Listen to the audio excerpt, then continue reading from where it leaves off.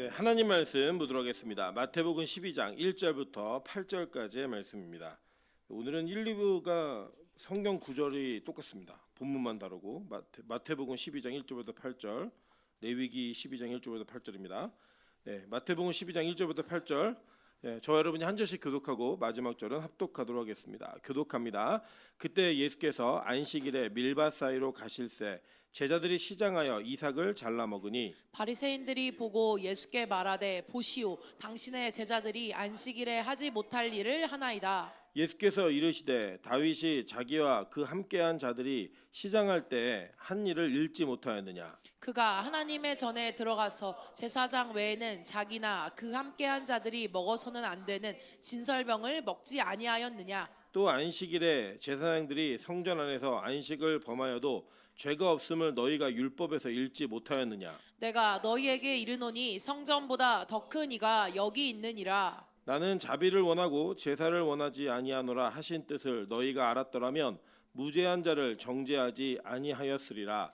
인자는 안식일의 주인이라 하시니라. 아멘.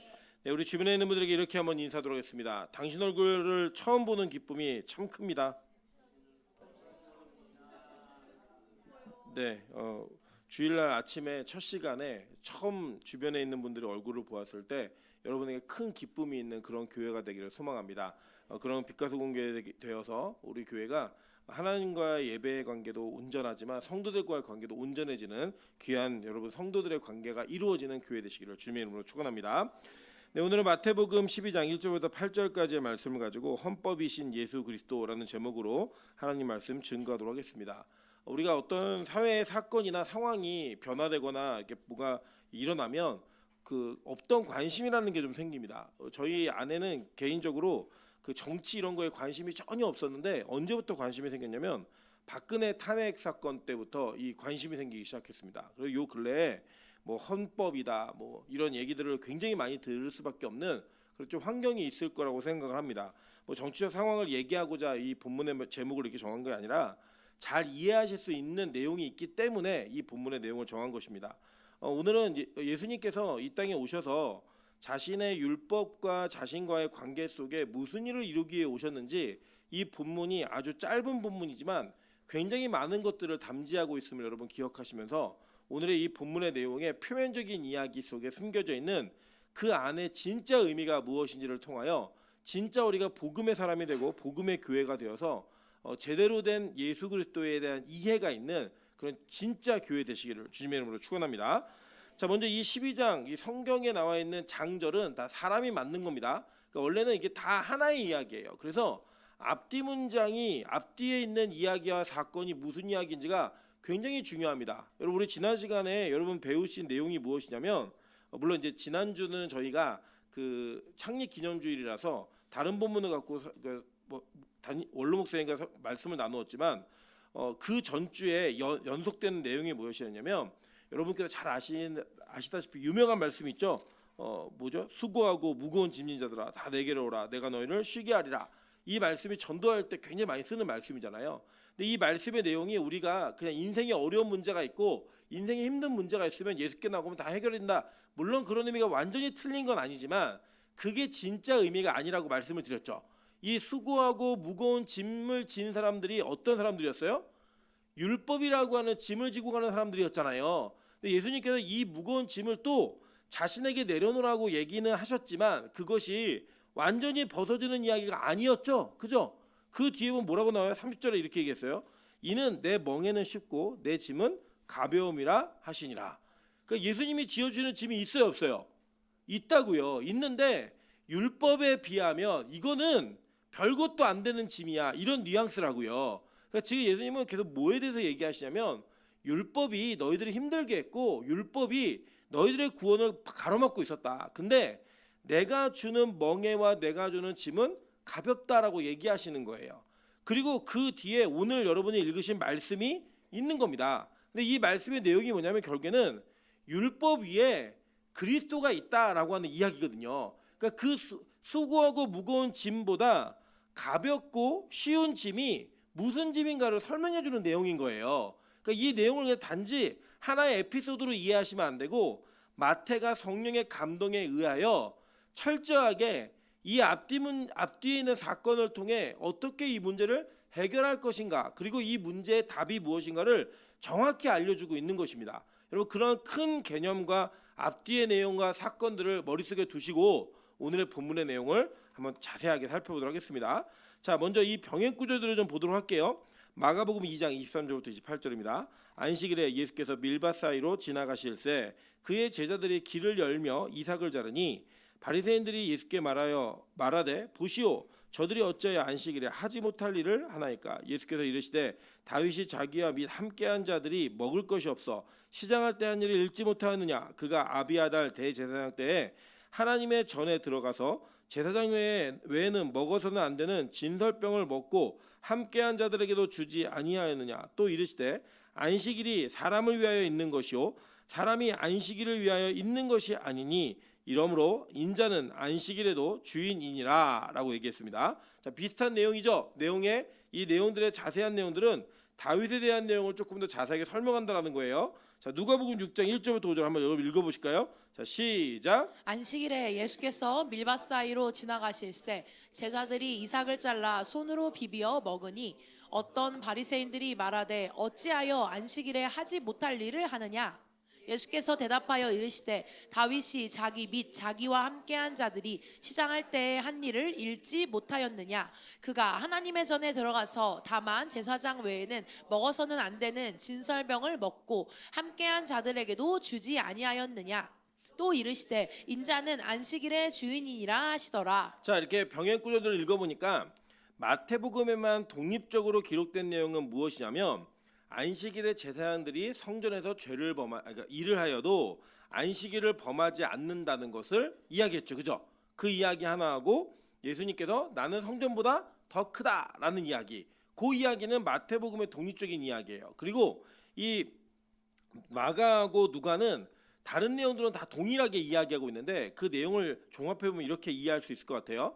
안식일에 제자들이 밀밭 사이로 지나갔어요. 그러니까 시기를 정확히 얘기했고, 그리고 그 지나가면서 그들이 배가 고파가지고 이 밀밭을 있는 이삭을 잘라서 비벼서 먹었다라고 얘기하는 거예요. 그러니까 그 직접 곡식을 턴 거예요. 털어가지고 바로 이제 취식을 한 겁니다. 자, 그런 내용이 기록되어 있고, 공통되게 바리새인들이 말한 게 뭐냐면 안식일에 하지 못할 일을 하고 있다 이거예요. 그들이 하지 못할 일을 한다라고 얘기한 건 뭐냐면 이 안식일에 하지 못할 일을 유대인들은 율법에 39가지로 정리를 했어요.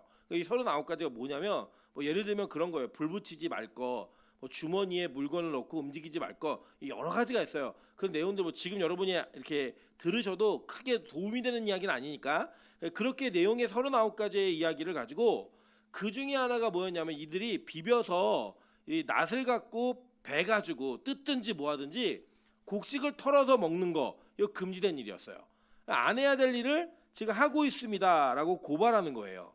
이 고발하는 그 내용 속에 예수님의 답이 어디에 있었고 또 왜 제자들은 그때가 무슨 날이었고 어떤 때였고 어디였는지를 정확히 기록하고 있는지 한번 보도록 하겠습니다. 자, 한번 보면요, 이런 거예요. 자, 먼저는 이때가 안식일이었고 밀밭이었고 그리고 그 밀을 먹을 만한 때였다라는 겁니다. 여러분, 예를 들면 우리가 이제 옛날 시골에서 이렇게 자라셨던 우리 권사님 장로님들은 이해하실 거예요.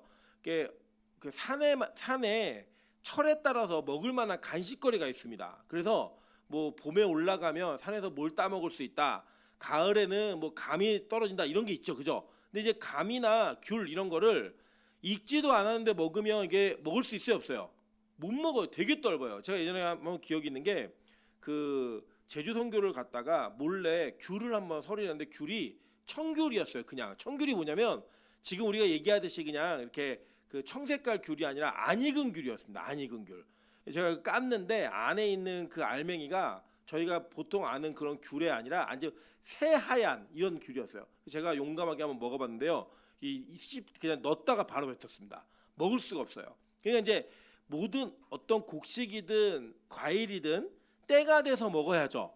그죠? 그러면 이 안식일 날 이들이 밀밭에서 밀을 베어 먹었다라고 얘기하는 거는 그 시기가 언제인지 이스라엘 백성은 다 아는 거예요. 예를 들면 우리 이제 여름이 막 다가오면 여름에 나오는 과일이 뭐죠? 제철 과일이? 그죠? 뭐 복숭아 가을입니다. 예, 복숭아 늦 여름과 가을에 나와요. 그리고 수박이 여름에 나오죠. 그죠? 이 수박이 가면 이제 마트마다 수박 가격이 올라가나 내려가나 이 차이가 제철인지 아닌지에 따라서 결정되는 거잖아요. 예, 그런 식으로 따지면 그러니까 우리는 야 이제 수박 나올 때 됐어 이렇게 글에 써 있으면 우리는 한국 사람들 계절을 알아요 몰라요? 아, 다 알죠. 다 아는 것처럼 안식일 날 밀밭에 가갖고 이 사람들이 밀을 베먹었다라고 얘기를 하면 이스라엘 사람들은 언제라고 얘기 안 해도 다 아는 거예요 모르는 거예요? 다 아는 거죠. 다 아는 거예요. 자, 그럼 한번 볼게요. 레위기 23장 15절부터 17절입니다. 안식일 이튿날 곧 너희가 요제로 곡식단을 가져온 날부터 자 안식일 다음 날인 요제로 곡식단을 가지고 막 뛰어갖고 막 예배드리는 게 무슨 절이었어요? 초실절이었죠. 첫 번째 곡식단을 가지고 뛰는 그때 이 첫 번째 곡식단은 무슨 단이었어요? 그러니까 6월절 다음에 초실절이 있죠. 바로. 그죠? 근데 이 6월절은 이스라엘의 1월달이죠. 음력으로 그러니까 태양력으로는 이게 3월하고 4월 중간쯤이에요. 그때 이스라엘에서 재배되는 곡식이 뭐였어요? 보리였잖아요. 보리. 그러니까 보리를 들고 막 뛰는 거예요. 그러니까 보리 곡식단을 갖다 처음 드리는 게 초실절이었다라고 보시면 돼요. 자, 그 뒤에 한번 읽어볼게요. 자, 세어서 일곱 안식일의 수요를 채우고 일곱 안식일이 이 안식일 이튿날까지 합하여 50일을 계수하여 새 소재를 여호와께 드리되 너희의 처소에서 10분의 2 에바로 만든 떡 2개를 가져다가 흔들지니라고 얘기해요. 자, 그러면 보세요. 이제 이게 초실절로부터 일곱 안식일을 지내는 거죠. 그리고 77에 49. 그리고 그 안식일 이튿날이면 그러면 며칠이에요? 50일. 이게 뭐예요? 오순절이에요. 그러니까 77절과 오순절은 같이 붙어 있는 절기여서 그냥 같이 하나로 이야기하는 겁니다. 그러니까 77절 오순절에 이때에는 또 떡을 새 소재로 드리래요. 근데 이때는 무슨 떡을 드리는 거예요? 그러면 밀떡을 드리는 거였잖아요, 여러분. 자, 이거 잘 기억하셔야 됩니다. 이스라엘 사람들의 주식은 밀이에요, 밀. 그런데 이 밀이 나오기 전에, 그러니까 이게 추수되기 전에 그 전에 거두는 곡식이 보리입니다. 우리 한국도 지금은 그렇지 않지만 예전에 우리 권사님들 어렸을 적에는 보릿고개라 그래서 이 어려운 시기를 대변하는 그 하나의 시기를 얘기할 때 보릿고개라는 단어를 썼어요. 이유가 뭐냐면 쌀이 추수되기 전에 보리 가지고 버티는 기간이었다고요. 그 기간에 너무 먹을 게 없으니까 산에 가서 막 나무도 긁어다가 막 먹기도 하고 막 이러셨던 기억들이 아마 있으실 거예요. 그래서 예전에 우리 권사님들 장로님 때는 도시락을 쌀 때 그 쌀밥을 싸우면 부잣집이었어요. 그죠? 기억나시죠? 저희 때는 소세지를 분홍색 소세지를 대부분 먹었는데 비엔나를 갖고 오면 그 부자였어요. 예, 이런 또 먹는 거에 상징이 있었듯이 그런 시기를 대변하는 그런 게 있거든요. 그런데 보시면 지금 이 제자들이 안식일에 지나가다가 밀을 추수해서 먹었다. 그럼 이때가 언제예요? 오순절인 거죠. 그러니까 오순절인 안식일에 이 사람들이 뭘 먹은 거예요? 밀을 갖다가 먹고 있는 거라는 거예요. 그러니까 이 배경을 이 제자들은 다 설명했습니다. 동일하게 이때가 언제였는지 그리고 무슨 밭에서 무슨 곡식을 갖다 먹었는지를 설명하고 있다라는 거예요. 자, 그러면 먼저 안식일에 대한 내용들을 우리가 다시 한번 복습해 보도록 하겠습니다.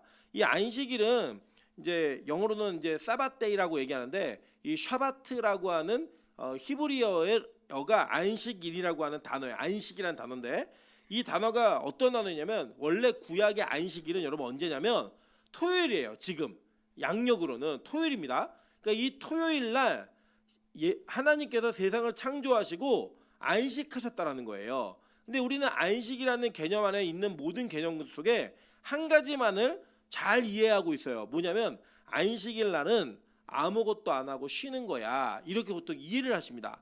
그런데 사실은 이 안식이라는 개념은 쉼의 개념으로 접근하시면 안 되는 거예요. 왜냐하면 한번 여러분 이렇게 생각해 보실게요.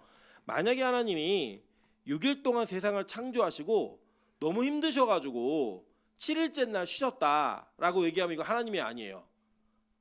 하나님이 힘들어 죽겠는데 6일 동안 에너지 다 써가지고 도저히 이날은 내가 아무것도 못하겠으니 쉬겠다. 이렇게 얘기하시면 이게 하나님이냐고요. 아니잖아요. 그죠? 근데 우리는 안식일을 그런 개념으로 이해하는 거예요.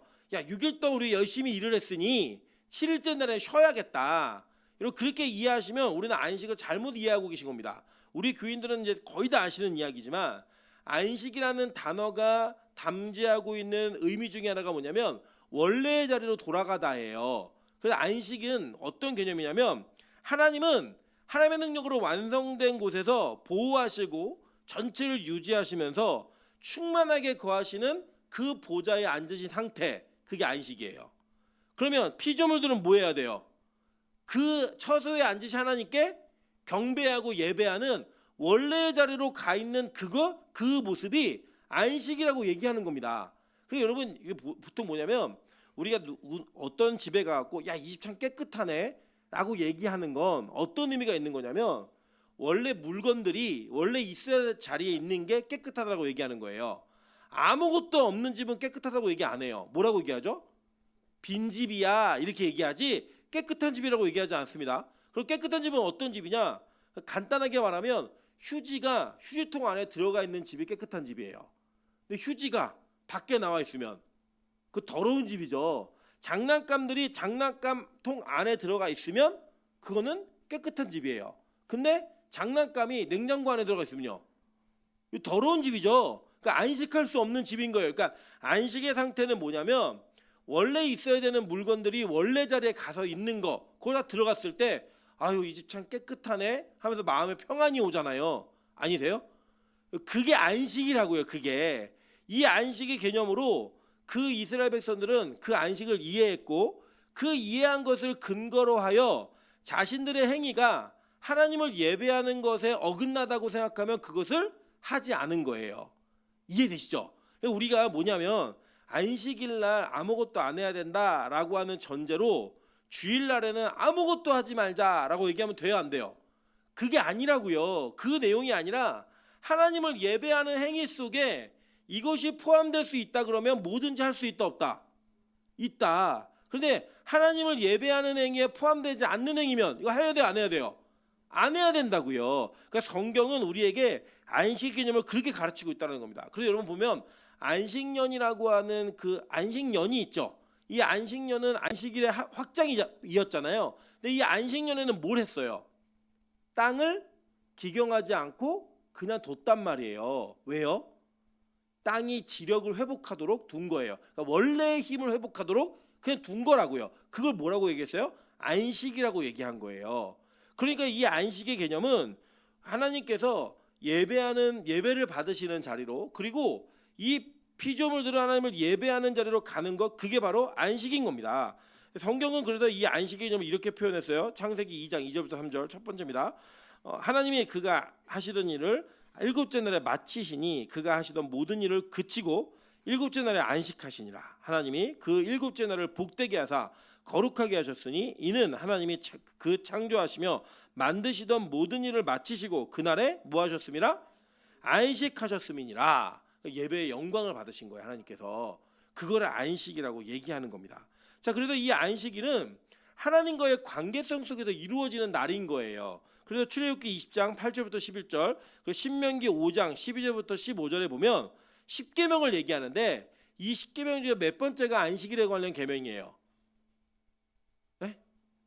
네 번째. 첫 번째가 다른 신을 섬기지 말라. 두 번째가 우상 만들지 말라. 세 번째가 여호와 이름을 망령되게 일컫지 말라. 네 번째가 안식일을 거룩하게 지켜라. 요 네 가지가 이 하나님과의 관계된 계명이었죠. 5계명부터 마지막 10계명까지는 사람과의 관계였잖아요. 부모를 공경하라부터 시작해가지고 그 계명 속에 네 번째 계명이 바로 안식일에 대한 계명이었는데, 자, 출애굽기는 뭐라고 말하냐면 그 굵은 글씨만 읽어드릴게요. 이는 엿새 동안에 나 여호와가 하늘과 땅과 바다와 그 가운데 모든 것을 만들고 일곱째 날에 쉬었음이라. 안식하였음이라 이거예요. 그러므로 나 여호와가 안식일을 복되게 하여 그날을 거룩하게 하였느니라. 그래서 전제한 게 뭐예요? 야, 네 집안에 있는 너나 아들이나 딸이나 남종이나 여종이나 가축이나 너 안에 머무르는 어떤 손님이라도 안식일에는 아무 일도 하지 말라는 거예요. 그럼 그 아무 일도 하지 말라는 그 강조가 일을 하지 말고 가만히 있으라는 거예요? 아니면 예배하기 위해서 그 일들을 멈추라는 거예요? 예배하기 위해서 그 일을 멈추라는 거예요. 그게 하나님께서 명령하신 내용이었어요. 그리고 그 근거는 뭐였냐면 나 창조주야 이 얘기였다고요. 신명기에서는 이렇게 얘기하셨어요. 자, 똑같이 얘기하시면서 마지막 부분만 달라요. 너는 기억하라. 내가 애굽 땅에서 종이 되었더니 내 하나님 여호와가 강한 손과 편팔로 거기서 너를 인도하여 내었나니 그러므로 내 하나님 여호와가 내게 명령하여 안식일을 지키라 하느니라 라고 얘기했어요. 자, 두 번째는 이 신명기에서는 출애굽 2세대죠. 2세들에게 뭐라고 하나님 말씀하시냐면 야 너희들 원래 애굽에서 종으로 죽었어야 되는 애들인데 내가 너희들 건졌어. 구원했어. 그래서 니들은 내가 안식일을 지키라고 말할 수 있는 거야 라는 것을 전제로 나를 예배하라고 얘기했어요. 자, 이해되시죠? 그러니까 이제 이 내용은 그냥 안식일이니까 아무것도 안 하고 꼼짝 말고 있어 라고 하는 그 규율 자체가 중요한 게 아니라 거기 안에 담겨져 있는 하나님의 창조의 의미와 또 구원의 의미가 함께 우리에게 있는 거예요. 그래서 출애굽기에서는 창조를 근거로 안식일을 지키며 나를 예배하라고 얘기했고 신명기에서는 출애굽기에 너희를 구원하신 그 구원을 근거로 하여 안식일에 나를 예배하라고 하나님 말씀하시는 거예요. 자, 그러니까 이 안식이라는 개념은 우리가 무슨 일을 했느냐 안 했느냐 이것보다도 더 중요한 상위의 개념이 뭐였냐면 안식일에 하나님을 예배하고 있느냐 없느냐 이 개념이라고요. 그래 이 안식일 자체가 우리에게 주는 것은 아까도 이제 우리 그 마가복음에서 읽었죠. 자, 안식일이 사람을 위하여 있는 것이요 사람이 안식일을 위하여 있는 것이 아니니 이러므로 인자는 안식일에도 주인이라라고 얘기했잖아요. 그러니까 뭐냐면 안식일 자체를 지키기 위해 사람이 있는 게 아니라 이 사람이 안식일을 위해서 있는 게 아니라 안식일이 사람을 위해 있다라는 거예요. 왜요? 안식일 날 하나님과의 온전한 관계가 회복되어지고 원래대로 돌아가는 은혜가 있는 날이니까 너희를 위해 이 안식일이 있는 거야 라고 얘기한 거예요. 여러분 그래서 주일날은 우리에게 괴로운 날이에요? 아니면 즐거운 날이에요? 즐거운 날이어야 된다고요. 기본적으로 이게 우리에게 정확하게 맞춰져 있는 거예요. 자, 그런데 이 안식일에 대한 개념을 율법적으로 잘못 이해한 사람들이 무엇을 근거로 들고 나오냐면 이걸 근거로 하여 뭐에 집중했느냐? 하나님을 예배하는 행위에 집중한 게 아니라 지금 네가 무슨 일을 하고 있는지 안 하는지에 집중한 거예요.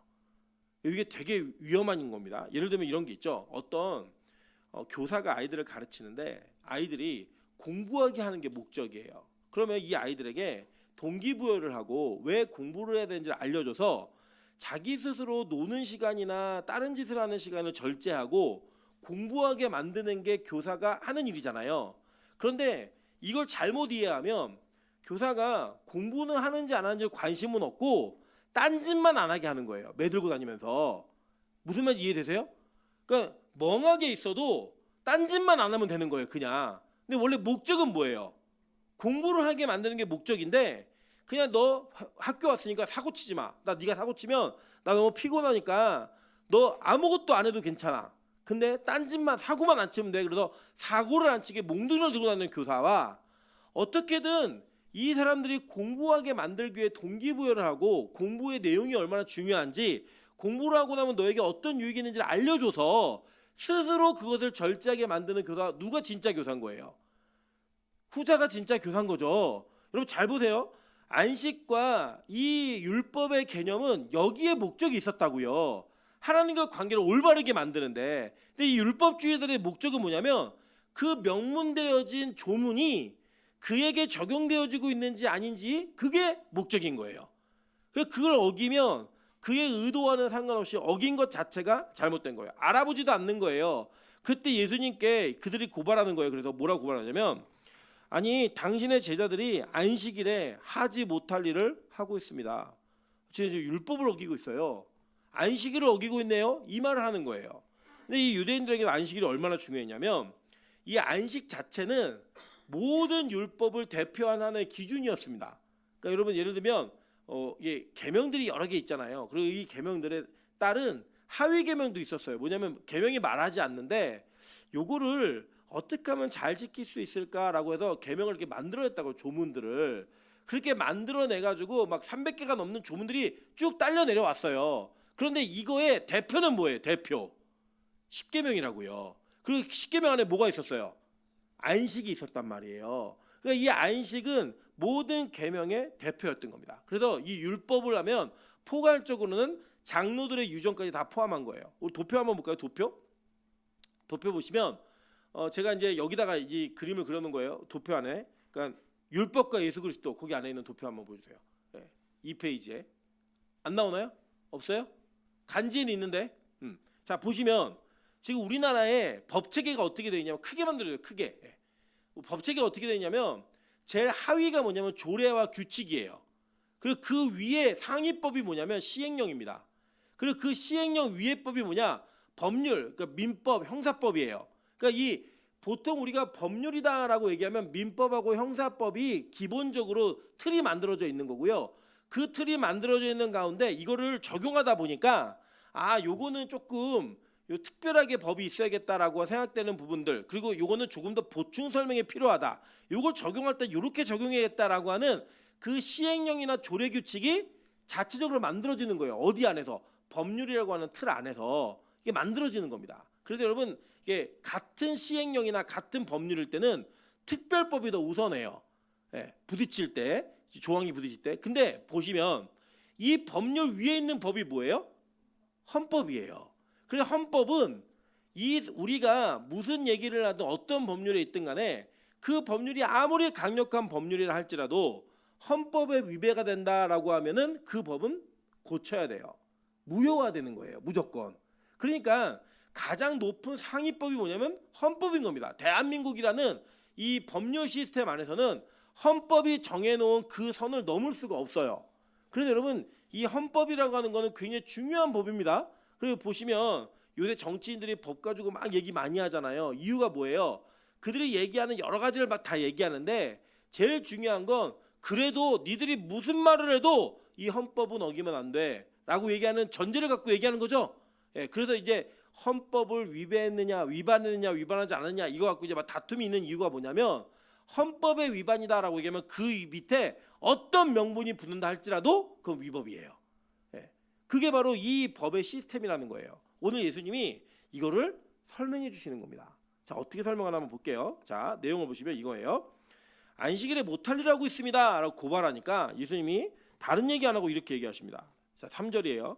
예수께서 이르시되 다윗이 자기와 그 함께한 자들이 시장할 때 한 일을 잃지 못하였느냐. 이게 무슨 일이었어요? 자, 이게 사무엘상 21장 5절부터 6절의 이야기인데 다윗이 너무 급해서 이제 도망가다가 너무 배가 고픈데 제사장에게 먹을 걸 요청했더니 이 먹을 게 제사장들이 먹는 진설병이라고 하는 성막 안에 성소 안에 들어가 있는 떡상 위에 있는 떡밖에 없는 거예요. 이 떡은 전시에 놓았다가 그러니까 지성소에 놓았다 비치에 놓았다가 떡을 가를 때가 되면 갖고 나와요. 갖고 나온 떡을 나눠 먹었다고요. 그 나눠 먹는데 나눠 먹는 대상은 대제사장들과 제사장들만 먹었던 떡이에요. 근데 그거를 다윗이 달라고 얘기했단 말입니다. 근데 이 제사장들이 그것을 다윗에게 줬어요, 안 줬어요? 줬다고요. 그리고 다윗이 그걸 먹어요, 안 먹어요? 먹었고 심지어는 자기와 함께한 자들에게도 나누어 줬다라고 얘기해요. 근데 성경이 이걸 정죄해요, 정죄하지 않아요? 정죄하지 않더라는 거예요. 그러니까 지금 얘기하는 건 뭐냐면 야, 지금 뭐가 더 중요하겠니? 왜냐면 그때 여러분 다윗이 굶은 게 한 끼 두 끼 굶은 게 아니에요. 너무나 열심히 이 사울의 칼날을 피해 도망가가지고 정말 더 이상 먹지 않으면 죽을 정도의 그런 상태였던 거예요. 그래서 이걸 먹지 않으면 죽을 정도의 상태인데 이 떡을 먹는 게 옳으냐 그르냐 이걸 따질 수 없다는 거예요. 왜요? 목적은 뭐냐면 그 떡이 먹을 사람만 먹고 먹지 못하는 사람 굶어 죽어도 죽지 마, 주지 마 이게 아니었다고요. 정해놓은 율법의 틀이 있지만 그 틀 안에서 가장 중요한 건 뭐냐?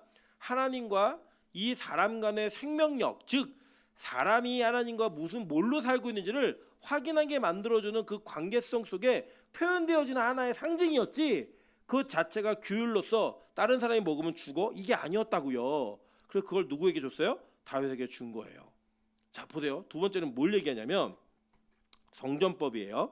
자, 5절입니다. 또 안식일에 제사장들이 성전 안에서 안식을 범하여도 죄가 없음을 너희가 율법에서 읽지 못하였느냐라고 얘기합니다. 그게 뭐냐면 안식일이라 할지라도 제사장들이 성막 안에서 성전 안에서 어떤 금지되어진 일을 그러니까 안식일에 못할 일이 39가지였단 말이에요. 이 39가지 중에 그 어떤 것이라도 한다 해도 죄가 된다 안 된다? 안 된다라는 거예요.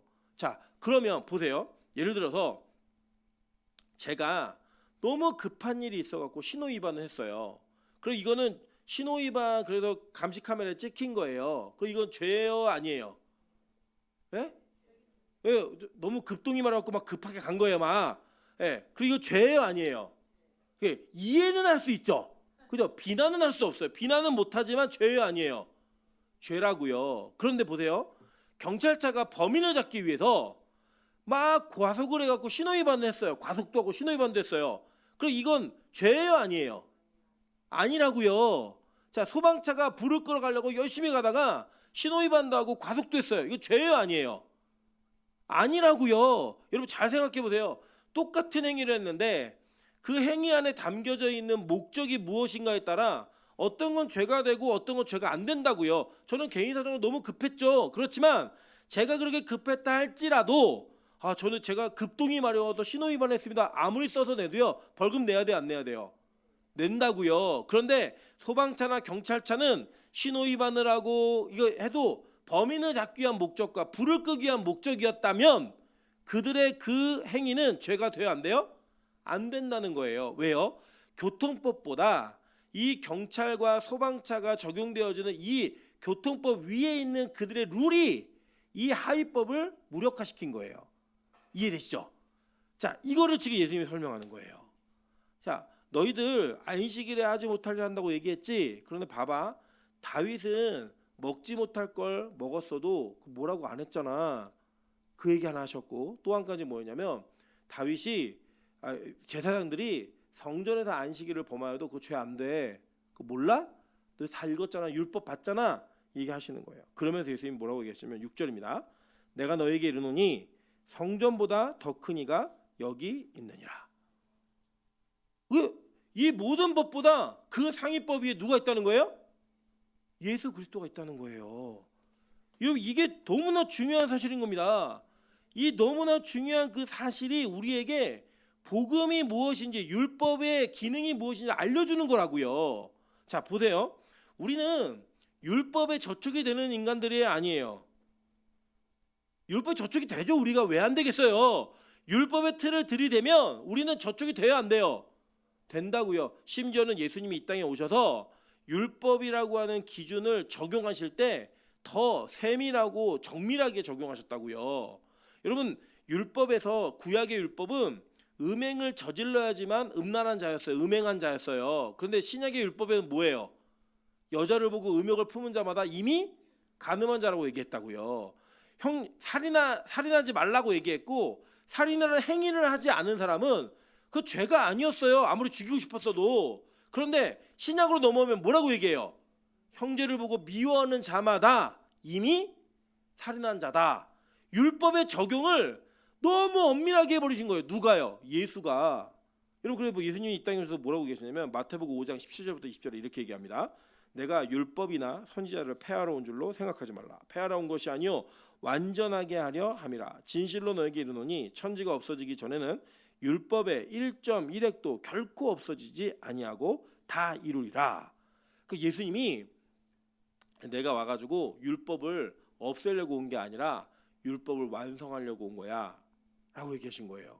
자, 그리고 그 뒤에 뭐라고 얘기하시나 한번 볼게요. 그러므로 누구든지 이 계명 중에 지극히 작은 거 하나라도 버리고 또 그같이 사람을 가르치는 자는 천국에서 지극히 작다 일컬음을 받을 것이요 누구든지 이를 행하여 가르치는 자는 천국에서 크다 일컬음을 받으리라. 내가 너희에게 이르노니 너희의 의가 서기관과 바리새인보다 더 낫지 못하면 결코 천국에 들어가지 못하리라. 여러분 이게 예수님이 우리가 들었던 복음하고 좀 안 맞는 것 같지 않으세요? 막 복음은 막 그런 거 상관없이 자유한 것 같았는데 여기 보니까 예수님이 뭐라고 얘기하냐면 너희의 의가 서기관들이나 바리새인보다 더 낫지 못하면 결코 천국에 들어가지 못하리라 얘기했다고요. 그럼 여러분 제가 여쭤볼게요. 이 예수님 시대에 율법을 지켰던 서기관들이나 바리새인들보다 여러분 율법을 더 잘 지키세요? 아니잖아요. 그리고 이 말씀으로 따지면 이 말씀을 근거로 들이대면 우리는 다 지옥 가요, 천국 가요? 지옥 가는 게 마땅하다는 거예요. 지금 그래서 여러분 이걸 잘 읽어보시면 이 내용은 그걸 말하는 게 아니었어요. 뭘 말하는 거냐면, 자 보세요. 너희의 의가 서기관과 바리새인보다 더 나아야 된대요. 그죠? 낫다라는 게 밑에 낫는 게 아니라 나아야 된다고요. 위로, 상위로. 그러니까 그들의 의보다 더 상위에 있는 의가 있어야 너희가 천국 간다는 얘기예요. 그죠? 그러니까 예수님이 이 땅에 오셔서 그래서 내가 율법을 완성하러 온 거야 라고 얘기하시면서 본인이 이 법들보다 더 상위에 있는 율법 위에 있는 자라는 걸 얘기해 주시고, 나를 통해 의를 이루어야지만 너희가 바리새인들 서기관보다 더 나은 자들이야를 얘기하는 거라고요. 그러니까 우리는 율법으로부터 그냥 자유한 자가 아니에요. 율법 필요 없어 이게 아니고, 그 율법의 요구를 다 채우신 예수 그리스도를 우리가 믿음으로 말미암아 그 법 안으로 들어가 버리는 거예요. 그래서 그 법의 안에 들어가 버려서 예수의 법 안에 속한 자가 이 땅에 주어진 율법보다 더 나은 법을 지키는 자가 되어서 우리의 의가 인정받는다라고 얘기하는 겁니다. 한번 볼게요. 자, 로마서 3장 19절부터 22절이에요. 우리가 알거니와 무릇 율법이 말하는 바는 율법 아래에 있는 자들에게 말하는 것이니 이는 모든 입을 막고 온 세상으로 하나님의 심판 아래에 있게 하려 함이라. 그러므로 율법의 행위로 그 앞에 의롭다 하심을 얻을 육체가 없나니 율법으로는 죄를 깨달음이니라. 율법의 기능이 뭐예요? 그래서 죄를 깨닫는 거라고요. 그래서 뒤에 보세요. 자, 이제는 율법에 하나님의 한 의가 나타났으니, 그죠? 자, 율법도 의예요. 근데 율법 말고 다른 의가 나타났다는 거예요. 그게 무슨 의예요? 하나님의 의래요. 자, 이게 뭐냐? 율법과 선지자들에게 증거를 받은 것이라 곧 예수 그리스도를 믿음으로 말미암아 모든 믿는 자에게 미치는 하나님의 의니, 이 의가 바리새인과 서기관 의보다 더 나으니라는 거예요. 그리고 그 의가 어떤 의예요? 차별이 없느니라. 이거를 설명하고 있는 거라고 지금. 그러니까 성전보다 더 큰 의가 여기 있다. 그리고 내가 어떤 의보다 더 큰 의야. 니들이 율법을 다 지켜도 그 의보다 더 큰 의가 있는데 그 의가 바로 나를 믿는 거야. 이걸 얘기해 주는 거예요. 어제 우리 미선자매가 저한테 이렇게 얘기하더라고요. 자기가 과거에 했던 것들을 막 돌이켜보니까 너무 잘못한 게 많아갖고 어떻게 할 줄을 모르겠대요. 어떻게 할 줄을. 제가 그걸 보면 이걸 지금 알았니? 우리 다 알았는데 이 생각이 들어요. 근데 그 어떻게 할 줄 모르는 그 마음 속에 그것이 죄책감으로만 남아있으면요, 복음을 이해하지 못한 거예요. 그건 뭐냐면 율법의 잣대가 우리 안에 쑥 들어오면 와, 난 정말 쓰레기네. 나는 정말 아무것도 제대로 지키지 못하는 자네. 이게 우리 안에 공감이 되어져야 되는 거예요. 근데 그 상태에서 야, 나는 바리새인보다 서기관보다 결코 나을 수 없는 자이구나. 이게 맞는 거라고요. 근데 갑자기 다른 한 의가 나타나는 거예요. 그 의가 뭐예요? 예수 그리스도. 그 예수를 믿는 믿음으로 말미암아 우리가 정죄받고 판단받고 죄책감을 느끼고 좌절했던 그 율법보다 더 큰 의가 나에게 주어지는 거예요. 그 의로 말미암아 그 율법의 의 앞에서 자랑할 수 있는 거예요. 여러분 이게 잘 보세요. 이 비유가 제대로 된 비유는 아니지만 여러분이 이런 거예요. 여러분이 교통법도 위반하고 다 위반했어요. 다 위반했는데 막 쪽지가 날라오는 거예요. 돈 내세요. 뭐 위반했어요. 근데 어느 날 보니까 여러분에게 소방관의 제복이 입혀져 있는 거예요. 경찰관의 제복이 입혀져 있는 거예요. 그러면 여러분은 그 소방관과 경찰관의 제복이 입혀짐으로 말미암아 그 교통법으로부터 자유하게 돼요? 안 자유하게 돼요? 자유하게 된다고요. 그게 바로 복음이에요. 여러분, 율법이 여러분을 아무리 정죄하고 아무리 판단한다 할지라도 여러분에게 예수를 말미암는 그 의가 입혀지면 여러분은 그 모든 율법의 판단과 잣대로부터 어떻게 되는 거예요? 자유해지는 거라고요. 그게 바로 예수님이 오늘 설명하시는 내용인 거예요. 그래서 예수님 뭐라고 얘기하시나 보세요. 호세아 6장 6절에 이렇게 얘기하셨습니다. 나는 인애를 원하고 제사를 원하지 아니하며 번제보다 하나님을 아는 것을 원하노라 라고 얘기했다고요. 이게 뭐냐면 너희들 율법적인 걸 다 맞춰갖고 제사를 드리는 거, 이거 그래, 그거 나쁜 건 아니야. 근데 내가 그거보다 더 원하는 게 뭔지 알아? 내가 왜 그걸 원했고 그 안에 표현하고 상징되어진 것이 뭔지를 정확히 아는, 나를 아는 것을 더 원하는 거야. 이걸 알면 누굴 알게 되는 거예요? 예수를 알게 되는 거라고요. 그 제사법 안에 다 담겨져 있으니까. 여러분 그래서 여러분 보시면 오늘 이 사건 이후에 동일하게 나타나는 게 있어요. 자, 아까 제가 말씀드린 게 뭐냐면 요 사건 전에 있는 사건이 뭐였어요? 야, 율법 무겁지? 너네 수고 진짜 많았지? 근데 그걸 안 돼. 다 내려놓고 내가 주는 그 짐을 이거 멍에는 쉽고 가벼워. 그게 뭐예요? 예수를 믿는 믿음이라고요. 그게 있으니까 자, 오늘 12장에 요 설명하는 사건이 나오고 그 뒤에 사건이 뭔지 아세요? 다음 주에 배울 사건인데 안식일에 손 마른 사람을 고치는 거예요.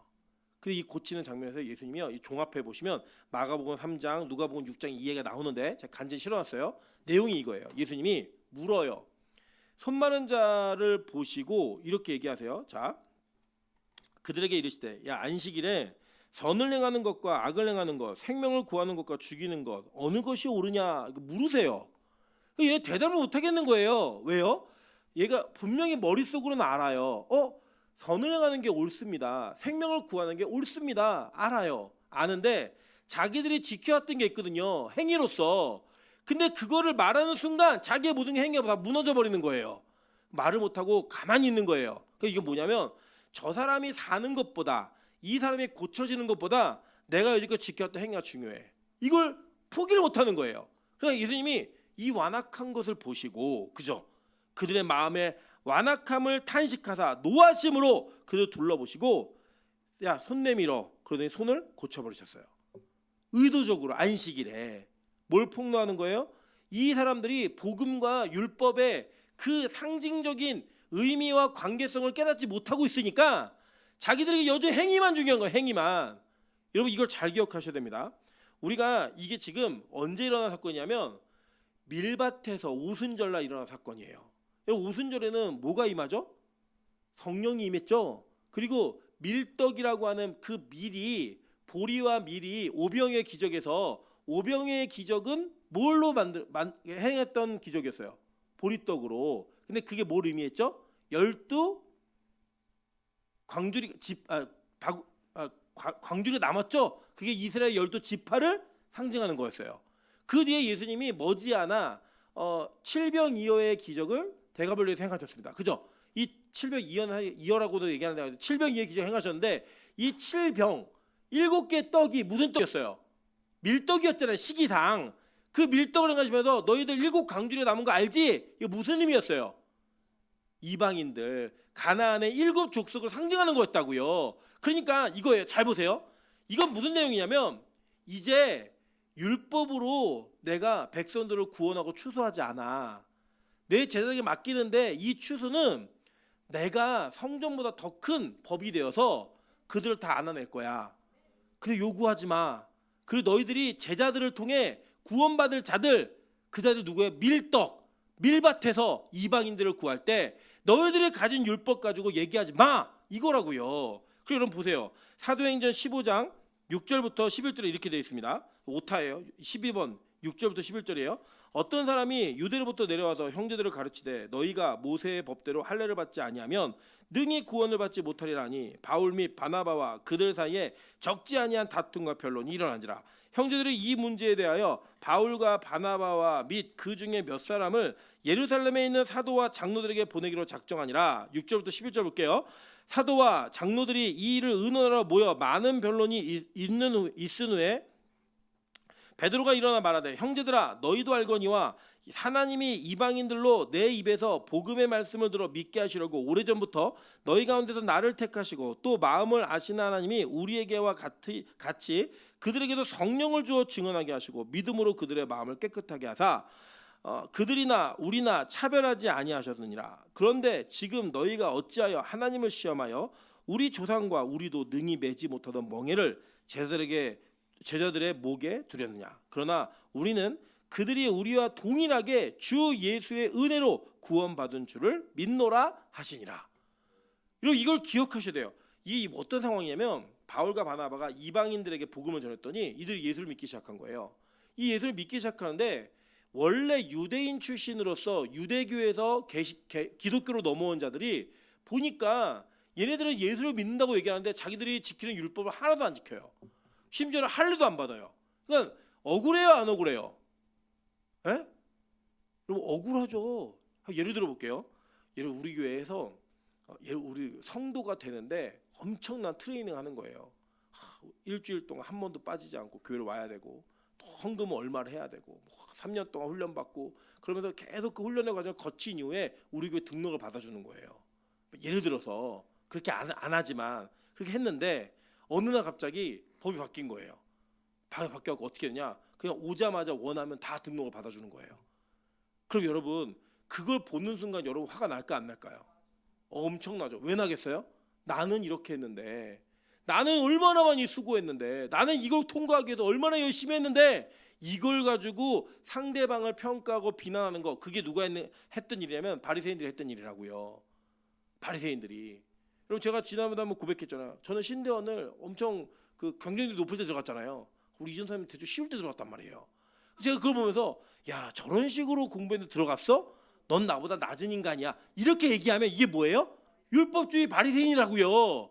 여러분 우리 안에 우리가 가지고 있는 삶 속에 우리는 예수의 은혜로 말미암아 구원받은 자예요. 믿으십니까? 여러분 그거 외에는 그 어떤 것도 필요하지 않다고요. 그럼 어느 날 술 먹고 담배 피고 머리 노랗고 막 자기의 삶도 주체하지 못하는 어떤 한 사람이 예수를 믿는 마음으로 예배드리고 싶어서 우리 교회에 나와 예배를 드리고 등록을 하면 내 의가 그 사람보다 높아요? 성경은 그거 아니라고 얘기하는 거예요. 성경은 똑같다는 거예요. 차별이 없다는 거예요. 야 너도 믿음으로 구원받았지? 저 사람도 믿음으로 구원받는 거야.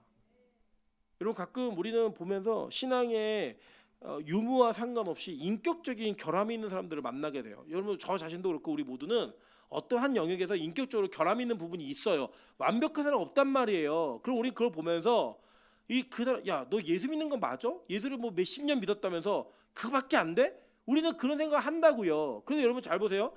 그런 인격의 결함이 있는 것 때문에 구원받지 못한다면 우리 다 구원 못 받는 거잖아요. 근데 우리는 그 인격의 결함과 상관없이 뭐 때문에 구원받는 거예요? 예수를 믿는 믿음 때문에 구원받는 거잖아요. 그러면 설사 인격의 결함이 있다 할지라도 그가 예수 그리스도를 자기의 구주로 영접하고 믿으면 우리는 그 사람을 뭐로 대해야 돼요? 형제와 자매로 대해야 된다고요. 그게 여러분 교회의 모습이고 기독교의 본질적인 이유의 존재 목적이에요. 우리가 왜 함께 모일 수 있느냐 단 한 가지예요. 그냥 저 사람이 괜찮아서가 아니라고요. 저 사람이 믿는 예수가 괜찮은 분이기 때문에 그런 거예요. 우리가 우리 스스로 괜찮기 때문에 내가 교회 올 수 있는 게 아니에요. 내가 믿는 예수가 그 어떤 의보다 뛰어나신 의를 가지고 있는 분이기 때문에 내가 그 안에 들어가서 난 더 이상 정죄받지 않겠다. 이 마음으로 우리 예배하고 예수 믿음으로 여기 나올 수 있는 거예요. 여러분 일주일 동안 잘 사셨어요? 아니잖아요. 여러분 일주일 동안에 우리 삶을 철저히 낱낱이 다 공개해버리면 여러분 누가 얼굴을 들고 누가 머리를 들고 예배 드릴 수 있겠어요? 우리 눈물로 예배를 드려도 드릴 수 없는 존재들이에요. 아니 예배라는 곳 자체에 근접할 수도 없는 자들이라고요.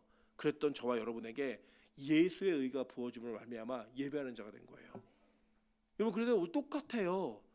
목사니까 더 경건하게 준비했겠지 그런 거 없어요. 전도사니까 더 그런 거 없어요. 장로니까 권사니까 없어요. 우리 모두는 다 뭐 때문에요? 예수를 믿는 그 믿음과 예수를 믿는다라는 그 의 때문에 여러분 예배드릴 수 있는 거라고요. 그래서 예수님 오늘 말씀하시는 거예요. 야 너희들 율법 알지? 그리고 안식일도 알지? 성전법도 알지? 근데 그것보다 더 완벽한 법이 있어. 그게 나야. 그래서 예수님은 모든 법을 완성하러 오신 분이에요. 완성하시는 분이라고요. 그리고 여러분 그 예수를 믿는 이 오순절의 미를 추수했던 그 의미가 뭐냐면 너희들 이방인에게도 너희들이 가지고 있었던 법을 적용하지 말고 예수라는 법을 적용해. 이거라고요. 저는요 제 믿음이에요. 제 믿음. 빛가소금교회가 앞으로 성장할 것 같아요. 미나연 조사하면 왜 아멘해요? 우리 여러분 다 같이 좀 하시면 안 돼요? 네, 미나연 조사하고 저하고만 저기 성장해야겠네요. 저 우리 빛가소금교회가 성장할 거로 믿습니다. 네, 제 믿음이에요. 제 믿음이에요. 제 믿음인데 저는 이 성장 속에 기존의 다른 교회에 있는 사람들이 오는 것보다는 예수를 안 믿던 사람들이 예수 믿는 은혜가 있었으면 좋겠어요. 예수를 전혀 모르는 사람들이 우리 교회 왔으면 좋겠어요. 그럼 우리가 불편할까 안 불편할까요? 불편하죠. 처음부터 다시 가르쳐야 되는 게 있거든요. 처음부터. 예를 들면 우리 여기 아까 얘기했던 제가 언급했던 미선자매도 예수님 잘 몰라요. 예배 생활도 그렇게 오래 하지 않았어요. 그래서 개념이 잘 없어요. 개념이 없는데 가르치는 게 쉽지가 않아요. 예를 들면 뭐 오랫동안 믿었던 형제자매들은 그냥 뭐 한마디만 해도 다 알아들어요. 근데 잘 몰라요. 잘 모르니까 하나하나 차근차근 알려줘야 돼요. 가끔 이 생활하는 걸 보면은 얘 정신이 제대로 바뀌는가 뭐 이런 생각이 들어요. 그럼에도 불구하고 믿던 자매가 정말 바뀐 게 뭐냐? 예전에는 억지로 예배드렸는데 요새는 정말 예배를 드리고 싶어요. 진짜 정말 예배 드리고 싶어요. 그러면 그 딸려오는 그의 삶이 동일하게 좀 같이 따라왔으면 좋겠는데 이 간격이 있을까요 없을까요? 있죠. 우리도 있는데 왜 없겠어요? 예. 여러분 저는요 말씀 선포한 대로 못 살아요. 죄송하지만 여러분 그 거꾸로 여러분 들은 대로 사세요? 안 되잖아요. 그러면 저 자매에게도 그게 있겠어요 없겠어요?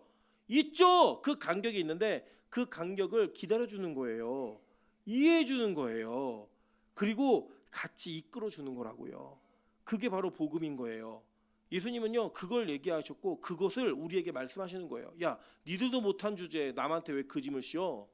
니들도 그걸 못했는데 왜 남한테 그걸 씌워가지고 걔네들을 더 힘들게 만들라 그래? 이 얘기하는 거예요. 보세요. 로마서 6장 14절에 이렇게 얘기합니다. 죄가 너희를 주장하지 못하리니 이는 너희가 법 아래 있지 아니하고 어디에 있대요? 은혜 아래에 있음이라. 그러니까 이 율법이라고 하는 법을 은혜로 싸버린 거예요 완전히. 그래서 여러분 어떤 이들은 율법 폐기론자들이 있는데 아니에요. 율법 절대 폐기하면 안 돼요. 율법이 너무 정밀하고 엄밀하게 적용되어야지만 우리는 은혜를 사모하게 돼 있어요. 율법이 없어지면요 죄가 없어지는 거예요. 그런데 여러분 율법을 정밀하게 적용하잖아요. 죄가 더 드러나요. 그 죄가 드러나면 그 드러난 죄 가운데 우리의 유일한 소망이 누구다? 예수 그리스도. 그 하나밖에 없는 거예요. 그걸 붙들게 돼 있다는 거예요. 보세요. 로마서 8장 1절까지 다 같이 읽습니다. 시작. 그러므로 이제 그리스도 예수 안에 있는 자는 결코 정죄함이 없나니 이는 그리스도 예수 안에 있는 생명의 성령의 법이 죄와 사망의 법에서 너를 해방하였음이라. 자, 이거는 최고의 법이 바로 예수 그리스도라는 거예요. 너희 율법에 있어서 너희 원래 죽어야 돼. 다 사망의 법에 매여 있는 자들인데 너희들 이제는 그렇게 생각하지 마. 결코 정죄함이 없어. 이유는 단 하나. 너희가 어디에 들어왔기 때문에 예수 안에 있는 자에게는 예수라는 최고의 법 안으로 들어가니까 하위법이 상위법을 넘어서지 못하는 거예요. 그러니까 원래 우리 하위법에 의하면 우리 어떻게 돼야 돼요? 죽는 게 마땅한 자들이라고요. 사망이 정해진 자들이에요. 근데 사망이 정해진 마땅한 자들에게 상위법, 최고의 법인 헌법인 예수 그리스도가 우리를 안아냄으로 말미암아 그 모든 법을 무력화시키는 거예요. 왜 안 죽어? 원래 죽는 게 맞는 건데 안 죽어. 왜요? 그 법이 모든 거 완성하는 법이에요. 모든 거 위에 있는 법이라고요. 그게 바로 예수 그리스도인 겁니다. 그래서 여러분 십자가의 은혜와 그 예수 그리스도 안에 있는 그 자유함은 바로 이 자유함을 얘기하는 거예요. 우리는 맨날 자유 얘기하면 예배 안 드리고 놀러 갈 자유, 그죠? 예수님의 감시 없이 뭔가 죄를 짓고 싶은 자유, 이 자유를 요구하지만 성경은 그 자유를 얘기한 게 아니라 죄의 결과와 그 죄로부터의 자유를 얘기하고 있는 거예요. 여러분 그게 바로 저와 여러분이 추구해야 될 자유라는 거예요. 자 보세요. 예수님이 이렇게 말씀하셨어요.